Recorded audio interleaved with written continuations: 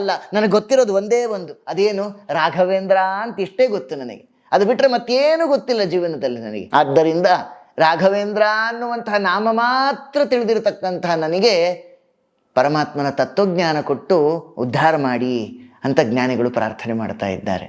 ನೇಮವು ಎನಗೆಲ್ಲಿ ಇರುವುದು ಕಾಮಾಧಮನಲ್ಲಿ. ಯಾಕೆ ನಮಗೆ ಜೀವನದಲ್ಲಿ ನೇಮ, ನಿಷ್ಠೆ ಇದು ಯಾವುದರಲ್ಲೂ ಆಸಕ್ತಿ ಇಲ್ಲ ಅಂದರೆ, ನಾನು ವೈಷಯಿಕ ವಿಷಯ ಪದಾರ್ಥದಲ್ಲೇ ಕಾಮಾಂಧನಾಗಿದ್ದೇನೆ. ಅದರಲ್ಲೇ ನನಗೆ ಕಾಮನೆ, ಅದು ಬೇಕು, ಇದು ಬೇಕು, ಇದು ಬೇಕು, ಅದು ಬೇಕು ಅಂತ ಆ ಲೌಕಿಕದ ಲೋಲುಪತೆಯಲ್ಲೇ ನನ್ನ ಜೀವನವನ್ನು ನಡೆಸ್ತಾ ಇದ್ದೇನೆ. ಈ ಮಧ್ಯದಲ್ಲಿ ನನಗೆ ಆಧ್ಯಾತ್ಮಿಕ ಮಾರ್ಗ ರುಚಿಸ್ತಾ ಇಲ್ಲ. ಆದರೆ ನೀವು ನನ್ನನ್ನು ಉದ್ಧಾರ ಮಾಡಿ ಜ್ಞಾನ ಕೊಟ್ಟು ರಕ್ಷಣೆ ಮಾಡಿ ಅಂತ ಜ್ಞಾನಿಗಳು ಇಲ್ಲಿ ಪ್ರಾರ್ಥನೆ ಮಾಡ್ತಾ ಇದ್ದಾರೆ. ಮಂತ್ರವ ನಾನರಿಯೇ